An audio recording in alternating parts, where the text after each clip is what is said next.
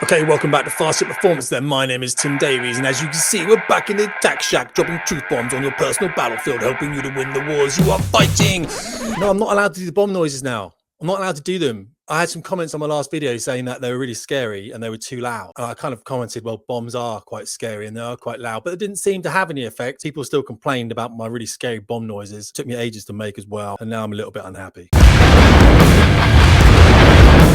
Anyway, I haven't really got any truth bombs today as such, but what we are going to talk about is some news articles coming up. Okay, so one in particular that's come out today about the Red Arrows. Now, the thing is, we've got some competitive journalists out there that are all competing to readjust how the Royal Air Force looks to the British public, and it's not a pretty time. So what we had then on the 16th, we had Deborah Haynes from Sky News drop an article that said RAF pauses job offers for white men to meet impossible diversity targets. I did a video about that actually, and I'm still campaigning for this, and it needs to be investigated. And I'm trying to bring a civil case myself. However, not to be outdone then, on the 18th, what happened was Larissa Brown woke up and she decided to drop an article. I'm not ashamed of our diversity target, says RAF recruiting chief. You should be, Maria, because they're unlawful. The next day then, Guy Hart from the Daily Mail decides to get involved. Good luck, mate. All right, I mean that. Good luck. You've got the two girls warring here and you're going to jump in with both feet. No wonder the Red Arrows are in a spin. Boozy training exercises, alleged adultery and toxic culture revealed after 3 of the elite squadron quit or were suspended. Brave man, Guy, to get involved in that. So 3 days later then, Deborah drops another one. RAF recruitment head refused unlawful order to prioritise women and ethnic minorities over white men, leaked email reveals. And she wrote that at 5:52 in the morning. So she probably just rolled in from a massive night out sesh and just penned an article. Fair play to her. Not to be outdone, the same day, Larissa Brown jumps in and writes about 12 hours later, MOD under fire as more soldiers say they are bullied. All right, Larissa, that's brilliant. Deborah, that's brilliant. We get it. Guy, calm it all down. And then to finish it all off today, Larissa decides to drop.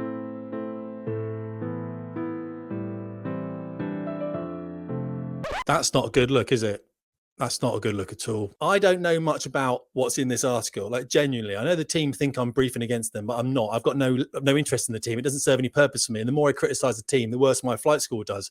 I don't criticize the team. I actually quite like the guys in the team. I flew with loads of them. I really like the boss, Dave Montenegro, and Muskie is 10, and I know all the other guys as well. I didn't know these 3 guys. Right, so here's the article then. Pilots removed in Red Arrows bullying and assault row. Now, Minister of Defence investigation is recruits ascribe toxic culture in elite squadron. I did mention this toxic word, and I was spoken to by someone who said, can you not? Because the team's a lot better now. And I said, is it? I don't know. I've been told this from inside the service. I've been told there's a toxic environment in the team. The person speaking to me said, well, it kind of was. It wasn't very good, but it's much better now. And the guys are really working hard together. And I was saying, absolutely, mate, 110%. And on my last video, I actually made an apology of that. When I'm wrong, I apologize to the team. This article, though, is a bit damning. And there's lots in this that really worry me. Now, I knew about this about 18 months ago. I knew that there was like an affair going on in the team with one of the dudes, and I thought that was being taken care of. I knew there was like a bullying accusation, there was some complaints and everything.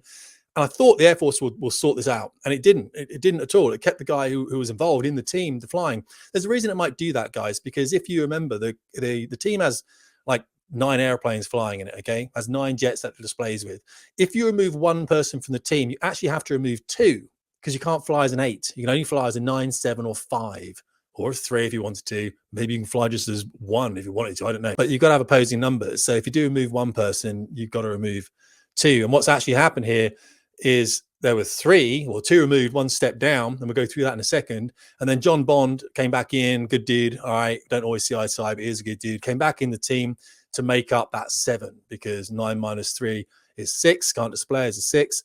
So you need another one. John had just left the team, came back in to make it a 7. John's a good dude. He wouldn't have come back into the team if the team had been a real nasty place to be. He wouldn't. He didn't need to. He'd already gone. He didn't need to come back in the team. So let's go through the article then, shall we? And I'll just give you what I feel about it. The thing about the Reds, it is supposed to be an elite squadron, guys. Elite squadron, the top squadron in Her Majesty's Royal Air Force, okay? Just think about what those words mean. You're a Red Arrow in Her Majesty's Royal Air Force. It doesn't get much better for a life of a Royal Air Force pilot. Not only have you got wings, but you're wearing a red flight suit. So with that job comes a lot of responsibility. And there seems to be a discrepancy in the team right now, I would say, between those that are kind of over the age of 35 and those that are under the age of 35. And maybe the new guys don't sort of respect that in the way that the older guys do. I'll place that caveat on the fact, and I'll declare this now, that I did an investigation into the team back in 2011. That's over a decade ago now, in the death of John Egham. And it was a pretty horrible thing to do, and I didn't want to do it, and no one did, and we had to. And so I got familiar with the team back then. I knew loads of guys in the team, and from that investigation, a couple of the team aren't talking to me anymore because I say things about the team on YouTube, and they don't like me, and that's fine. I get that. I'm not. My videos aren't for them. I'm not doing videos for the Red Arrows guys. I'm doing videos for my audience. And during that investigation, when we started scraping at certain elements of the team, we realized that there were things we were finding that didn't really have anything to do with our investigation. We didn't really have to look into them. Ours was pretty much a human factors one, kind of black and white, really. We didn't need to go into engineering or anything like that. And so we kind of shut those boxes again. We could have been there forever otherwise. It's like, don't open that box. All right, shut it, fine. We're not even here to look at that. We're looking at this, we're looking at this. But then when we were there, I believe it was I get this date right, Davies, I cannot remember, in November, I believe it was, 7 weeks after John was killed. I was there, we're all there just to get the team to sign off on some interviews that they'd done. And Sean Cunningham was killed that morning, and we were in the Reds building when Sean was killed. So our service investigation team immediately became witnesses to another service investigation. It was weird because it meant that everyone that we'd spoken to as witnesses to say, no, this won't go any further, it's all just witness evidence. All of a sudden, we knew that, and now we could be witnesses to another service investigation. And we had to go to the police and ask them advice about how to continue that, really, because it wasn't ever something that had happened before in the history of the Royal Air Force. Now, that said, when the next investigation came to investigate that fatality, 2 fatalities in 7 weeks, by the way, when they came to investigate Sean Cunningham's death, they did speak to us and they said, look, we're not speaking to you as witnesses. We're just saying, look, you've done a service inquiry into the team, or you're doing one now because you're on one. We've got to do a service inquiry into the team. And it was Commander Danny Stenbridge, I believe, that was running that second one. And he's a good dude, actually. And he just said, guys, what do I need to look at here? And we said, look, Danny, whenever we've been looking at human factors, we're getting all the good stuff. The team have done loads and loads of work on the safety, all this kind of stuff about how they do the display. It's really good. A lot of hard work. It's really impressive. Don't bother looking at that, mate. That's all good. But when we start looking at any kind of engineering things, because we had to look at the accident data recorder and the lack of voice recorder and some engineering stuff like that, whenever we kind of go down that rabbit hole and we scratch at the engineering side of things, we don't really understand it, and it doesn't really seem to be that good. You know what I mean? There seems to be issues with it. So we just back out and we're like, nah, we'll leave it, mate. We'll leave it, right? We'll leave it. And he said, what about the team? What's the team like? And we said, well, by their own admission, it seemed a little bit fragmented, to be fair. It might be worth looking a bit more into the team dynamics, but we don't need to do that because ours is, as I said, it's a bit cut and dry, really. You know, John blacked out on the break and was killed. It's all very sad. But Sean's was an engineering incident because the seat fired inadvertently on the ground and the main parachute didn't deploy. Now, David Hill has done some great books about this. I did mention them last time, guys. Red 5 and A Noble Anger, the investigation into John Bayliss, who was engineer in the back of Dave Stark's jet that crashed at Valley. Those books are only $1.99. I know I plugged them. All the money goes towards a hospice. It's ridiculous that more people aren't reading them. I have been kind of warned off about pushing too much into the red, so I'm not going to do that, guys. And when I say warned off, there's just some friends of mine, and people just tell me what happens when you dig into institutions like the Ministry of Defense and the Red Arrows. I have no reason to go in and slate the team. All right, there's some good people in there. I said Dave Montenegro, Michael Ling was a good guy when he was in the team. He left the team recently, I think. He's a good dude. And then Musky Musk, who's Red 10 again. Dave and Graham, Red 10, so the boss and Red 10, must be doing some good work in the team here.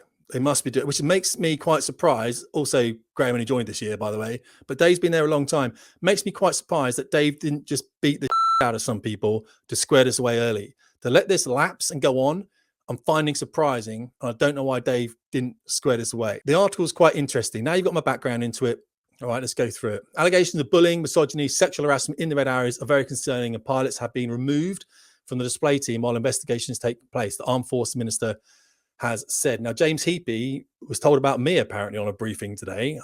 I make YouTube videos and I'm a bit full on. I'm like, I'm not full on. I'm just speaking the truth here from experience. That's all I'm doing. So it flies with 7 at the moment, guys, as a result of these allegations. He told Times Radios that Air Chief Marshal Sir Mike Wigson, the Chief of Air Staff, believed that the Air Force has responded to allegations in a timely way after it emerged that some complaints were raised years ago, but an inquiry was not started until December last year. It's really difficult when you get people in such a specialist role. I'm not excusing this for 1 second. I'm not excusing this.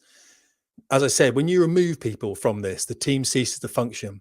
That's probably why people were kept in role whilst an investigation was going on. So as the Armed Forces Minister said, look, we're going to hold these to account when we find out what's going on. But the Times, whoever's speaking to the Times, has said that more than 40 personnel, several of them young female recruits, have provided 250 hours of evidence to an inquiry into toxic pockets of the Royal Air Force in a bigger scandal in the team's 57-year history. Now, this has come from inside the service. I have none of this knowledge. This is not me. I don't talk to any newspaper about the Red Arrows or anything like that. I cover flying training. You know, I cover flying training. That's all I do, just flying training, okay? And flying training has kind of been done.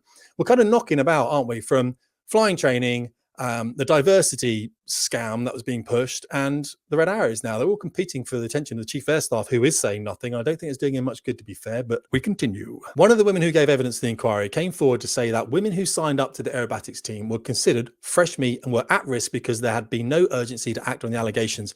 There aren't any women pilots in the team, so these would be engineers, ops staff, administrators, that kind of stuff, okay? It's understood that the non-statutory inquiry has documented at least 13, this is what gets me here, instances of, listen to this, guys, this is a bit weird, alleged misconduct so far. Misogyny, harassment, sexual harassment, weird, assault, what?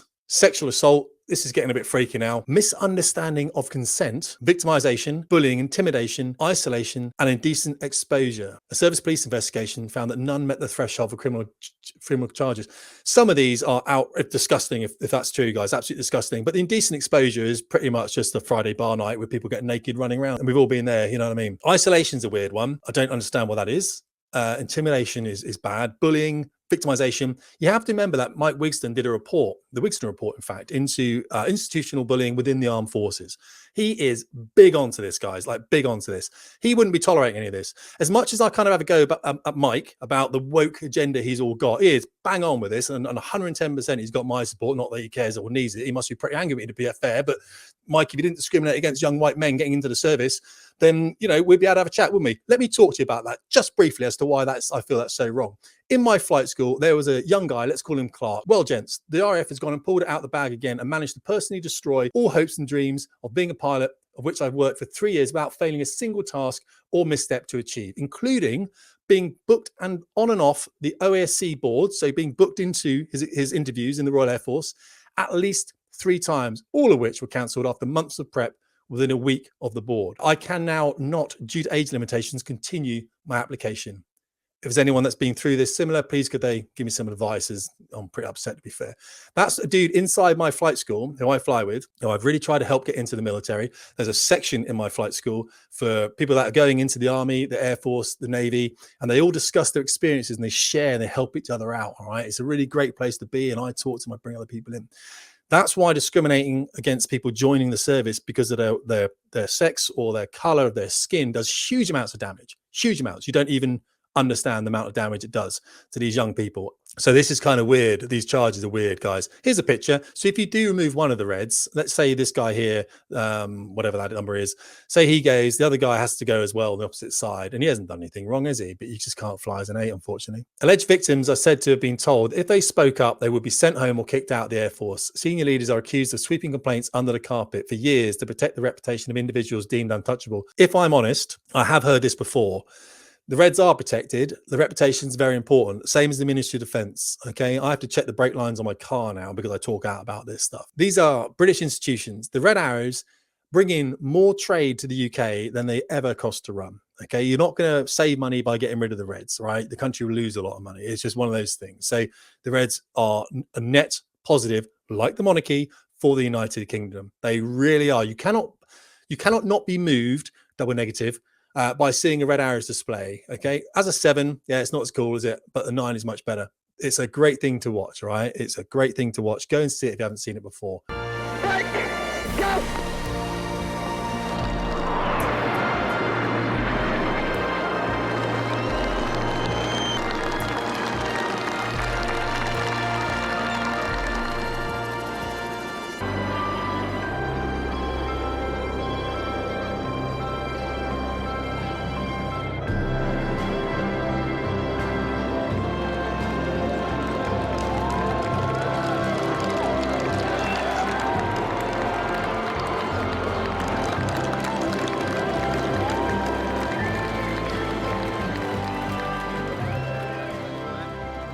Having come so far so quickly, 2008's Red Arrows have well and truly arrived.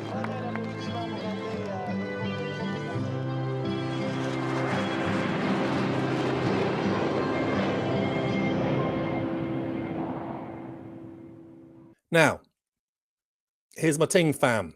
Here's my ting.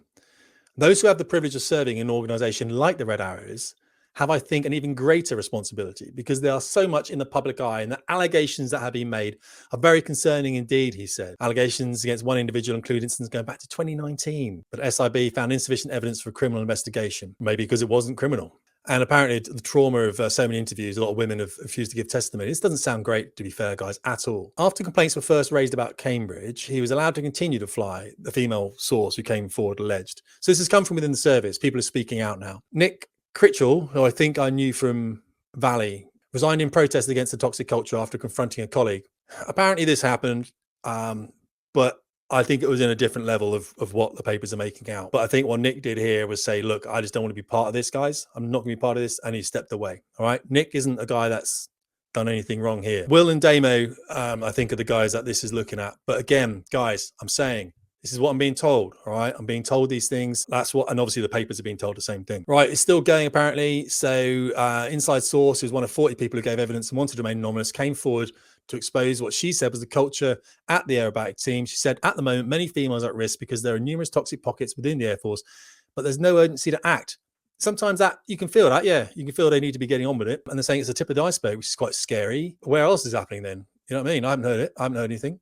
I didn't see anything when I was in, but then as someone said to me the other day, but you weren't looking, Tim, were you? I was, mate. My job was OC standards. That was my job, to uphold the standards in that largest squadron in the Royal Air Force at the time. So my job was to look, literally, for bad things happening. The RAF are facing crisis over its diversity targets. Yes.